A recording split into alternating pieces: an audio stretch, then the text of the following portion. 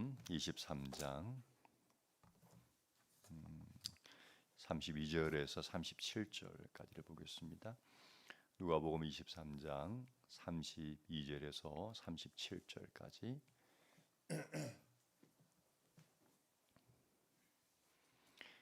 함께 읽도록 하겠습니다. 다른 죄수 두 사람도 예수와 함께 처형장으로 끌려갔다. 그들은 해골이라 하는 곳에 이르러서 거기서 예수를 십자가에 달고 그 죄수들도 그렇게 하였는데 한 사람은 그의 오른쪽에 한 사람은 그의 왼쪽에 달았다. 그때 예수께서 말씀하셨다. 아버지, 저 사람들을 용서하여 주십시오. 저 사람들은 자기네가 무슨 일을 하는지를 알지 못합니다. 그들은 제비를 뽑아서 예수의 옷을 나누어 가졌다. 백성은 서서 바라보고 있었고 지도자들은 비웃으며 말하였다. 이 자가 남을 구원하였으니 정말 그가 택하심을 받은 분이라면 자기나 구원하라지. 병정들도 예수를 조롱하였는데 그들은 가까이 가서 그에게 신 포도주를 들이대면서 말하였다. 내가 유대인의 왕이라면 너나 구원하여 보아라. 아멘. 세 종류의 사람이란 제목으로 말씀을 전하겠습니다. 왜 세 종류의 사람이라고 제목을 잡았냐 하면 본문 안에 세 종류의 사람이 등장하는 것 같아요. 각기 다른 세 종류의 사람이 등장하는 것 같습니다. 그 세 종류의 사람이 어떤 사람들인지를 이제 우리가 살펴볼 텐데요. 여러분은 관심을 갖고 봐야 할 포인트가 뭐냐 하면 이 세 종류의 사람 중에 나와 닮은 사람은 없는지, 이 세 종류의 사람과 나와 비슷한 사람은 없는지를 좀 관심을 갖고 봤으면 좋겠어요. 제가 생각하건대 이 세 종류의 사람 중에 우리 모두는 포함되었을 거라고 생각을 합니다. 자, 왜 이 세 종류의 사람을 관심 있게 봐야 하냐면 생각보다 우리는 자기 자신을 잘 모르는 것 같아요. 다 안다고 생각하죠. 그런데 생각보다 우리는 나를 잘 모르는 부분이 많아요. 화면 한번 볼까요? 조화리의 창이란 게 있어요. 아시는 분들도 아실 텐데 조화리의 창. 영국의 심리학자 두 명이 개발한 이론인데요. 우리 각자는 네 개의 창을 가지고 있대요. 첫 번째 창은 뭐냐면 나도 알고 다른 사람도 아는 창이에요. 열린 창이라 그러죠. 나도 알고 다른 사람도 나를 아는 공개된 그런 창이에요. 두 번째는 뭐냐면 나는 알지만 다른 사람은 모르는 나예요. 나는 나를 알고 있는데 다른 사람 나를 몰라요. 그런 영역이 있어요. 나만의 어떤 비밀스러운 거죠. 그래서 이거는 숨겨진 창이라고 하죠. 세 번째는 나는 모르지만 다른 사람은 알고 있는 나입니다. 나는 모르는데 다른 사람은 알고 있어요. 그러니까 세상 사람이 다 아는데 나만 몰라. 나 자신을. 있을 수 있겠죠? 그래서 이거를 장님의 창이라고 부른다고 합니다. 마지막으로 네 번째는 나도 모르고 다른 사람도 모르는 나. 미지의 창. 나도 몰랐던 부분이고 다른 사람도 모르는 그런 영역이 분명히 우리 안에 존재해요. 미지의 창이죠. 자세한 내용은 여기서 말할 수가 없고 제가 말하고 싶은 건 그거예요. 생각보다 우리는 자기 자신을 잘 모른다. 알고 있는 영역도 있지만 모르고 있는 영역이 생각보다 많다는 거예요. 그래서 오늘 본문에 등장하는 세 종류의 사람을 통해서 과연 나는 어떤 사람인가를 좀 고민해 봤으면 좋겠어요. 첫 번째 종류의 사람은 예수님입니다. 오늘 예수님 등장하죠. 33절 봅시다. 같이 한번 읽어보겠습니다. 그들은 해골이라 하는 곳에 이르러서 거기서 예수를 십자가에 달고 그 죄수들도 그렇게 하였는데 한 사람은 그의 오른쪽에 한 사람은 그의 왼쪽에 달았다. 드디어 예수님이 십자가에 달렸습니다. 우리가 그 전에 쭉 보면서 예수님이 어떤 고난을 겪으시고 어떤 어려움을 겪으셨는지를 살펴보았는데 드디어 그 십자가에 주님이 못 박혀 달리셨어요. 여러분 십자가 형벌은 살아있는 사람의 몸에 못을 박아서 매달아 놓는 형벌이죠. 작은 못이 아니겠죠. 그 신체를 지탱하려면 엄청나게 큰 못을 산채로 박아서 십자가 형틀에 매달아 놓는 형벌이 십자가 형벌입니다. 남의 이야기처럼 듣지 마시고 내 자신이 그런 형벌을 받는다는 좀 상상을 해보면서 들어봅시다. 살아있는 내 몸에 그렇게 못을 박으면 참 아프겠죠. 근데 못 박히는 순간, 아니 못 박히고 금방 죽어버린다면 그 순간만 고통을 당하면 되지만 이 십자가 형벌은 그런 형벌이 아니라 그랬죠. 못 박았다고 사람이 금방 안 죽어요. 못 박힌 채로 한참을 살아 있어야 돼요. 어떤 사람은 며칠씩. 그게 사실은 끔찍한 거예요. 예? 못은 박혀 있는데 매달려서 계속해서 그 엄청난 그 아픔과 고통을 견디면서 있어야 한다는 그게 사실은 끔찍한 형벌인 거예요. 여러분 예수님은 인간의 몸으로 이 세상에 오셨죠. 신이지만 인간의 몸을 입으시고 이 세상에 오셨어요. 무슨 말이냐면 뭐 예수님이니까 그 십자가 그 정도야 뭐 껌이지 뭐. 그게 아니라는 거예요. 예수님이지만 하나님이지만 인간의 몸을 입고 왔기 때문에 우리가 겪는 것 같은 똑같은 고통을 주님도 겪으셨다는 거예요. 그걸 좀 생각하면서 말씀을 드렸으면 좋겠어요.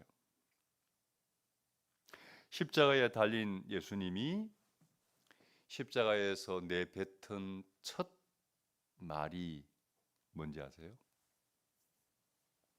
34절이에요. 같이 한번 읽어 보겠습니다. 그때에 예수께서 아버지 저 사람들을 용서하여 주십시오. 저 사람들은 자기네가 무슨 일 하는지를 알지 못합니다. 십자가에 매달려서 내뱉은 첫 마디는 아버지 저 사람들을 용서하여 주십시오라는 용서의 기도였어요. 저는 이 예수님의 기도를 보면서 이런 생각이 들었어요. 십자가에 달려 있는데 어떻게 이런 기도가 나올 수가 있을까? 십자가에 달려 있는데 무슨 정신으로 기도가 나오겠습니까, 여러분? 그래도 기도한다면 보통 사람들 같으면 어떤 기도 나올까요? 자기가 십자가에 달려있다고 생각해 보세요. 어떤 기도 나올 것 같아요? 나 좀 살려주세요. 너무 힘들어요. 하나님 나 좀 살려주세요. 이 고통 좀 줄여주세요. 막 본능적으로 그런 기도가 나오지 않겠습니까?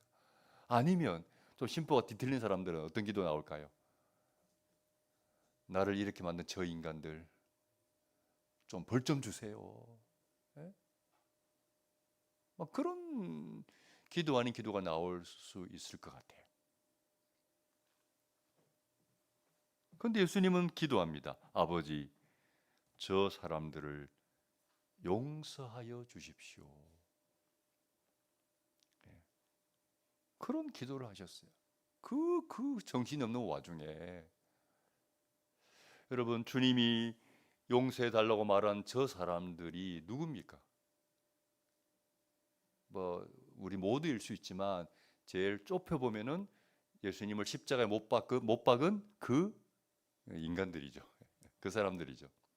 누가 예수님을 십자가에 못 박았어요? 예, 지도자들이죠. 제사장, 율법학자, 장로들. 그 사회를 이끄는 지도자 그룹인 그들이 예수님을 십자가에 못 박았어요. 그들이 예수님 십자가를 못 박기로 계획했고 어떻게 죽일지를 모의했고 그 예수님을 빌라도에게 고발했고 그리고 군중들을 선동해서 빌라도로 하여금 할 수 없이 십자가에 못 박도록 만들었고 모든 것을 이 지도자들이 주도했죠.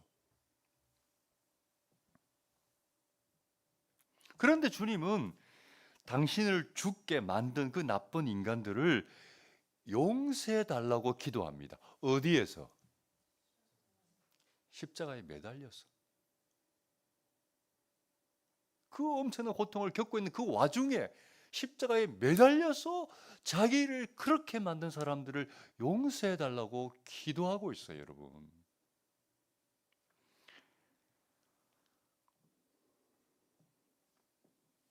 아무리 생각해 봐도 어떻게 자신을 그렇게 만든 인간들을 용서해 달라는 기도를 십자가에 매달려서 할 수가 있을까? 매달린 채로.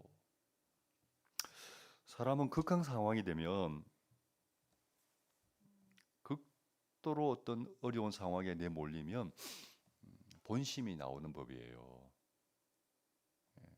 평안할 때는 적당히 그냥 뭐 이렇게 여유롭게 좋은 사람인 척 할 수 있지만 자신이 이런 극도의 상황에 내몰리면 본심이 나오는 법이에요.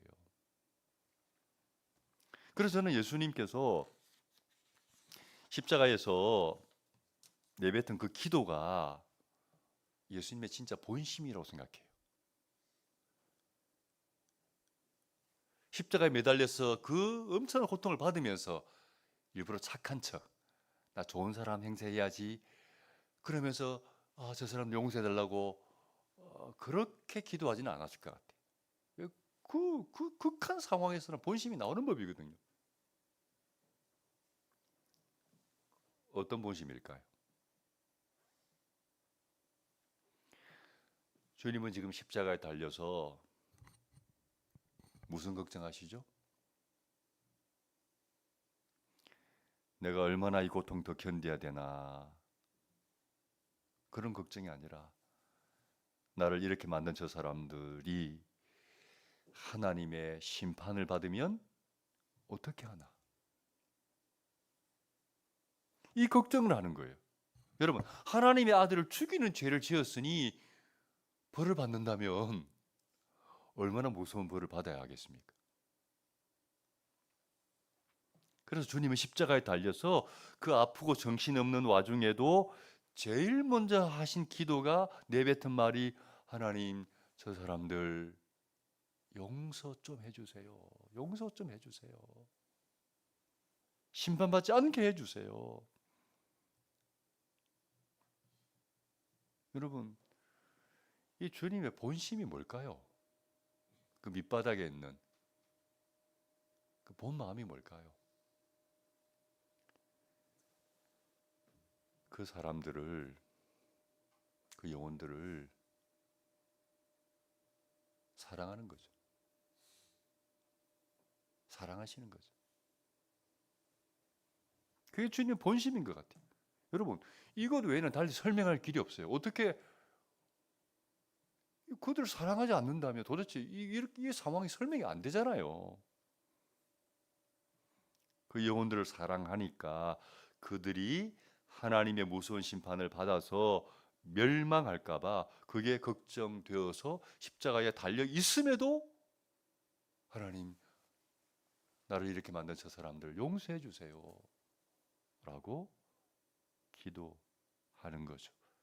무엇 때문에요? 사랑하기 때문에. 여러분, 그렇다면 예수님은 왜 이 사람들을 이렇게 사랑할까요? 성경은 하나님이 우리를 사랑한다라고 말씀합니다. 처음부터 마지막까지 하나님이 인간을 사랑한대요. 근데 그 인간들이 별로 하나님을 사랑하지도 않아.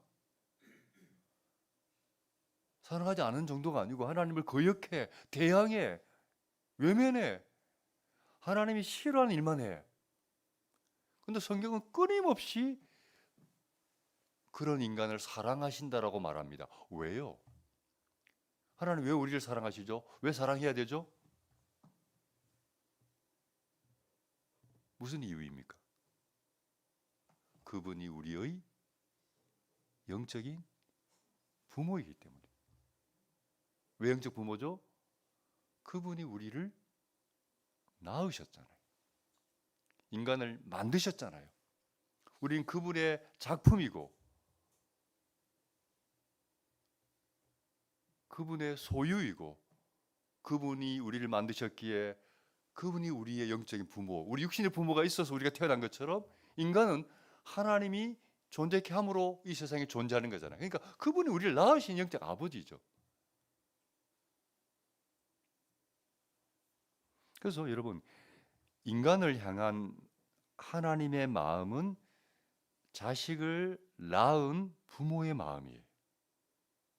다 부모들이 많이 앉아 계시는데 부모는 자나깨나 자식 걱정이죠. 부모는 자나깨나 자식 걱정. 부모는 자나깨나 자식 잘 되기를 바랍니다. 자나깨나. 그 자식이 불효해도 그 자식이 부모를 애먹여도 부모는 그래도 그 자식을 사랑하고 그 자식 잘 되기를 바라는 것이 모든 부모의 마음이죠. 그래서 예수님의 기도는 부모로서 우리를 걱정하는 기도입니다. 주님의 기도를 다시 볼까요? 다시 한번 읽어보겠습니다. 아버지, 저 사람들을 용서하여 주십시오. 저 사람들은 자기네가 무슨 일을 하는지를 알지 못합니다. 저 사람들을 용서해 달라고 기도하면서 이유를 설명해요. 하나님을 설득하려고. 어떤 이유입니까? 저 사람들은 자기네가 무슨 일을 하는지를 알지 못하기 때문이라고 하나님을 또 설득해요. 혹시 하나님 안 들어주실까 봐. 이게 부모의 언어예요.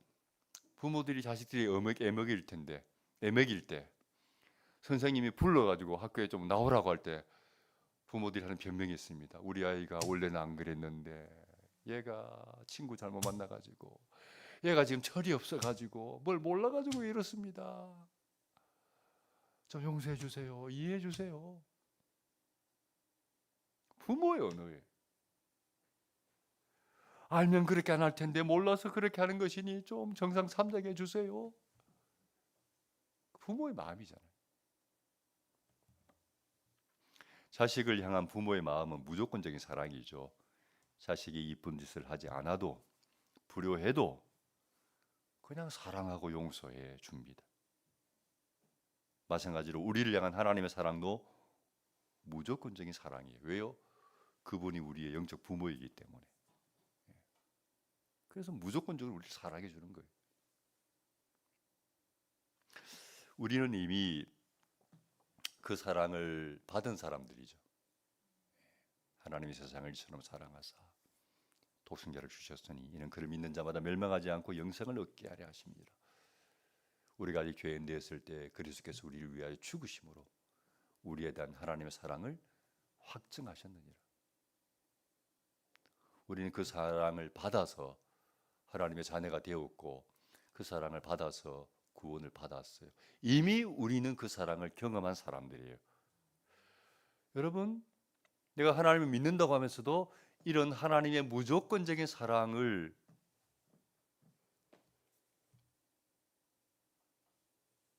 모른다면 그 사람은 하나님 만난 사람 아니에요. 하나님 다시 만나야 돼요. 나를 무조건적으로 사랑하시고 용납해 주시는 그 사랑을 이해할 때, 그게 믿어질 때 그 사람은 하나님 만난 사람이에요. 근데 그게 아직 뭔지 모르겠고 그게 안 믿어지면요 하나님 만난 거 아니에요. 다시 만나야 돼요. 왜? 하나님은 사랑이시니라. 이미 그런 하나님의 사랑을 받은 우리가 해야 할 일이 있죠. 우리도 하나님의 사랑으로 사람들을 사랑하는 거죠. 주님이 우리를 조건 없이 사랑해 주신 것처럼 우리도 조건 없는 사랑으로 사랑해야 하죠. 우리 안에는 원래 그런 사랑이 없어요. 우리 인간은요, 무조건적으로 사람 사랑할 수 없어요. 다 조건적이잖아요. 네가 나한테 잘해주니까 나도 잘해준다잖아요. 모든 인간의 사랑은 조건적이에요. 그러니까 우리는 무조건적으로 사람을 사랑할 수 있는 능력이 없는 사람들인데, 그런데 그런 없는 사랑이 우리에게 부어졌기 때문에, 내가 경험되어 봤기 때문에 이제 그걸 알잖아요. 그 조건을 뛰어넘는 무조건적인 아버지의 사랑이 있구나. 내가 그 경험했으니까, 내 안에 그 사랑이 있으니까, 받았으니까 있잖아요. 그러니까 나도 무조건적으로 사람을 사랑할 수 있는 힘이 있는 거죠. 그래서 그 사랑으로 주변의 사람들을 사랑하려고 노력하는 사람들, 그 사람들이 하나님의 사람들이고 하나님의 자녀들이잖아요.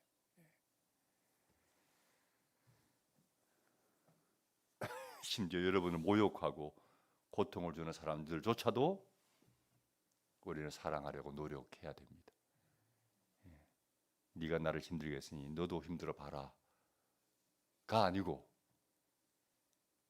그럴지라도 그 사람을 사랑하려고 품으려고 노력하는 것, 그게 하나님의 사랑을 받은 사람들의 모습이죠.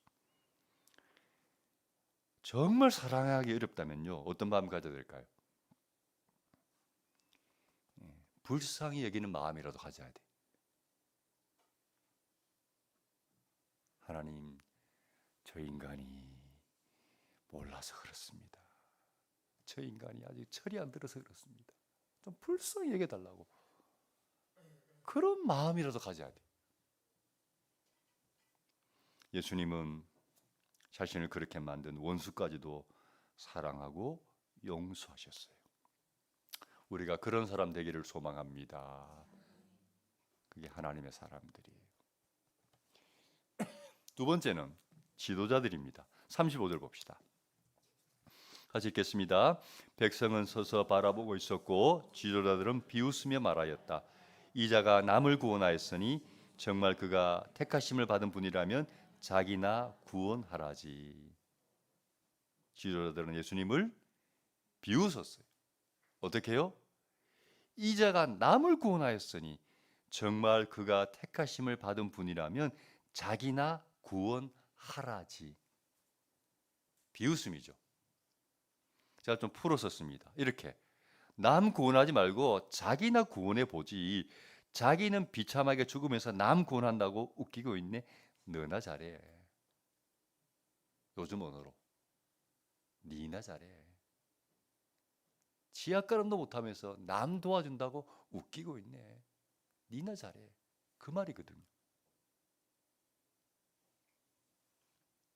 비웃는 거죠. 그런데 여러분, 가만히 보시면요, 그들의 비웃음에 사실은 진실이 담겨 있어요.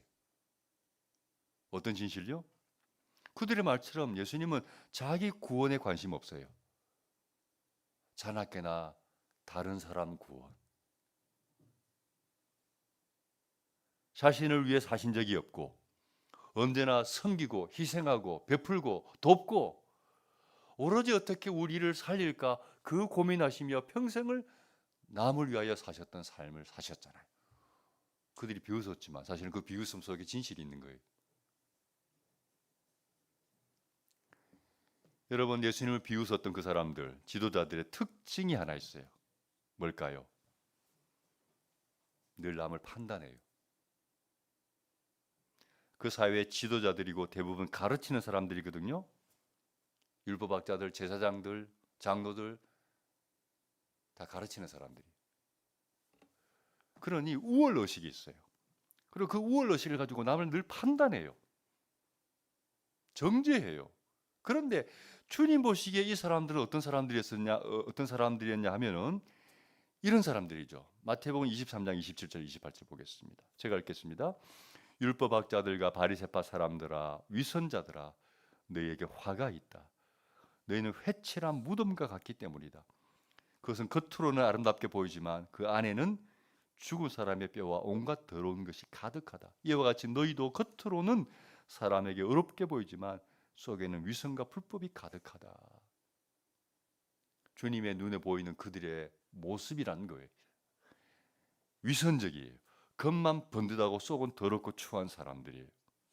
그런데 정작 본인들은 몰라요. 자기들이 그런 사람인 건 몰라요. 늘 우월의식 속에서 이 인간들 다 형편없지. 늘 남을 판단하고 정죄해요. 자기들을 몰라요. 이런 사람들이 참 어려운 사람들이. 그래서 예수님은 이런 사람들을 이렇게 또한 묘사하죠. 마태복음 7장 3절 5절. 같이 읽겠습니다. 어찌하여 너는 남의 눈 속에 있는 티는 보면서 내 눈 속에 있는 들보는 깨닫지 못하느냐. 내 눈 속에는 들보가 있는데 어떻게 남에게 말하기를 내 눈에서 티를 빼내줄 테니 가만히 있거라 할 수 있겠느냐. 위선자야, 먼저 내 눈에서 들보를 빼내어라. 그래야 내 눈이 잘 보여서 남의 눈 속에 있는 티를 빼줄 수 있을 것이다. 예. 자기 눈에 있는 들보가 뭔지 아시나요? 기둥이에요, 기둥. 집을 버티는 기둥이에요. 자기 눈에 들보는 보지 못하면서, 과장법이죠. 눈에 어떻게 들보가 들어있겠어요? 근데 자기 눈에 들보는 보지 못하면서 남의 눈에 있는 티는 봐. 티는요, 막 가까이 가서 이렇게 살펴야 돼요. 자기 안에 엄청난 잘못이 있는데 이 사람이 그거 못 봐요. 대신 다른 사람들의 작은 잘못은 너무나 잘 찾아내. 우리가 이런 사람 되면 안 됩니다. 반대로 살아야 돼. 내 눈에 작은 티는 잘 살피고 남의 눈에 있는 들보는 안 봐야 돼. 못 봐야 돼. 자기에 대해서는 철저하고 남에 대해서는 너그러워야 돼요. 너 탓이다가 아니고 내 탓이다. 그렇게 말해야 돼요. 남에게 문제를 찾지 말고 나에게 문제를 찾아야 돼요. 우리 사회를 보면 한때 그런 운동이 있었죠. 내 탓이요, 내 탓이요. 제가 알기로는 가톨릭에서 시작한 운동이거든요. 그래서 차에 내 탓이요라는 스티커를 붙이고 다니기도 하고, 내 탓이요, 내 탓이요. 남을 비난하기 전에 자기를 먼저 반성하자는 거죠. 근데 우리 사회를 보십시오. 내 탓이요라고 말하는 사람들은 없어요. 우리 사회 어디를 봐도 내 탓이요라고 말하는 사람들이 거의 없어요. 사람들은 입만 열면 뭐라 그러죠? 너 탓이라고 합니다. 너 때문에, 너 탓이고. 그래서 항상 대립이 있잖아요. 노사 간의 대립, 지역 간의 대립, 정치 간의 정치인들의 대립. 왜요? 모든 것이 너 탓이래요. 너 때문이래요. 내 탓이라고 말하는 사람이 없어요. 특별히 정치인들. 입만 열면 너희 때문이라고. 너희 때문이라고. 입만 열면 서로 싸워요. 극한 대립이에요. 그러니까 정치에 소망이 없어요. 뭔가 성숙함이 있고 비전이 있고 세련됨이 있어야 되는데 싸우는 걸 할 수 있는 게 없어요, 이 사람들이. 그런 정치인들을 보고 살아야 하는 우리 국민들이 불쌍해요. 왜 이렇게 우리나라는 지도자 복이 없는지. 우리는 남 탓하는 것이 아니라 자신의 허물을 먼저 보면서 내 탓이오라고 말하는 사람들이 되기를 바랍니다. 예수님처럼 다른 사람의 허물을 용서하고 사랑하는 사람. 그래야 소망이 있죠. 어디든지. 마지막으로 세 번째는 한쪽 죄수입니다. 예수님이 십자가에 달릴 때 두 죄수가 같이 달렸어요. 여러분, 예수님과 사형 동기야. 근데 여러분 십자가에 달릴 정도니 그 사람들의 삶이 어떠할지 짐작하잖아요. 왜요? 십자가는 아무나 죽는 형벌이 아니거든요. 그러니까 아주 죄질이 나쁜 인간들이에요. 예수님 십자가 달리는 그날 사형수 2명이 더 있었던 거예요. 근데 그 두 제수들의 태도가 각각 달랐어요. 첫 번째 제수는 이런 태도입니다. 39절 같이 읽습니다. 예수와 함께 달려있는 제수 가운데 하나도 그를 모독하여 말하였다.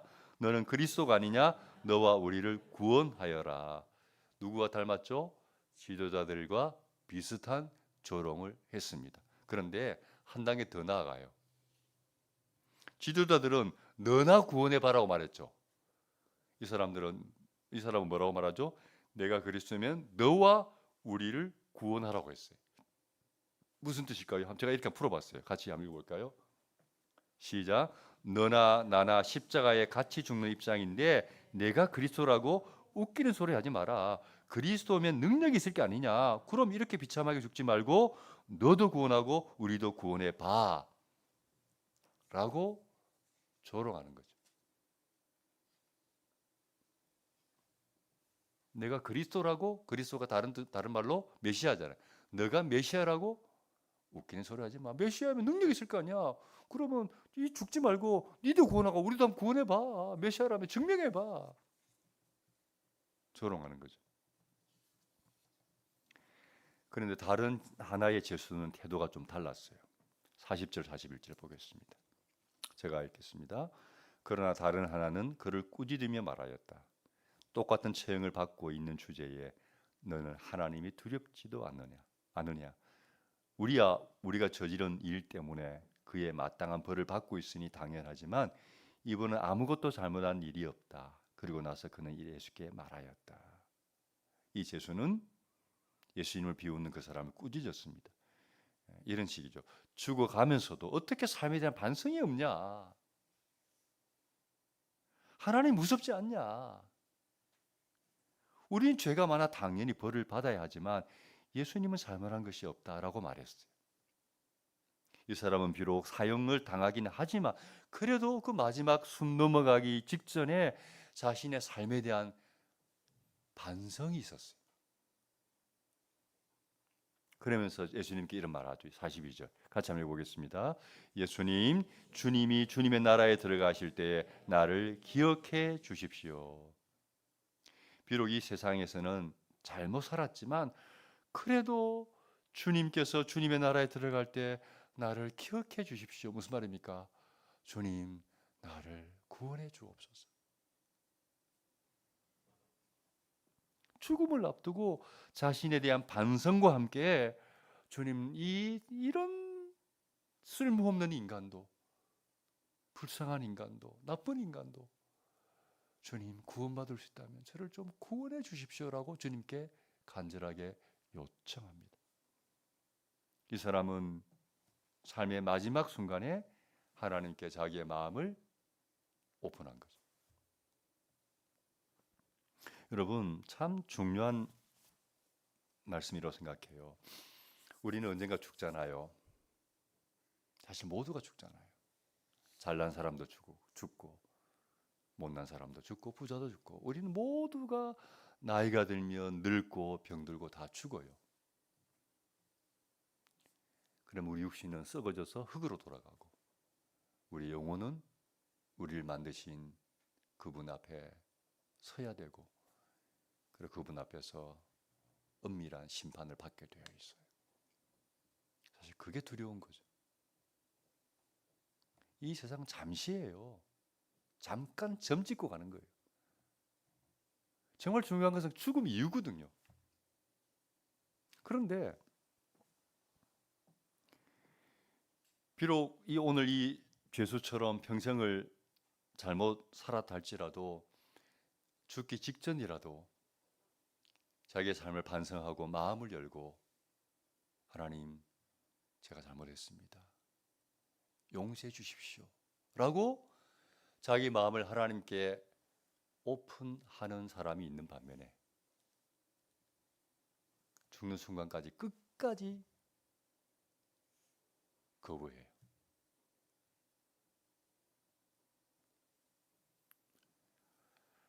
마음을 열지 않아요. 여러분, 그게요, 큰 차이 아니에요. 한 끗 차이, 한 끗 차이. 근데 그 작은 차이 때문에 하나님 잘못했습니다. 용서해 주십시오. 그 한마디를 하지 않아서 결국 지옥 가는 사람이 있고, 하나님 제가 잘못했습니다. 용서해 주십시오. 그 한마디를 함으로 말미암아 천국 가는 사람이 있어요. 그 한 끗 차이인데 그게 엄청난 차이예요.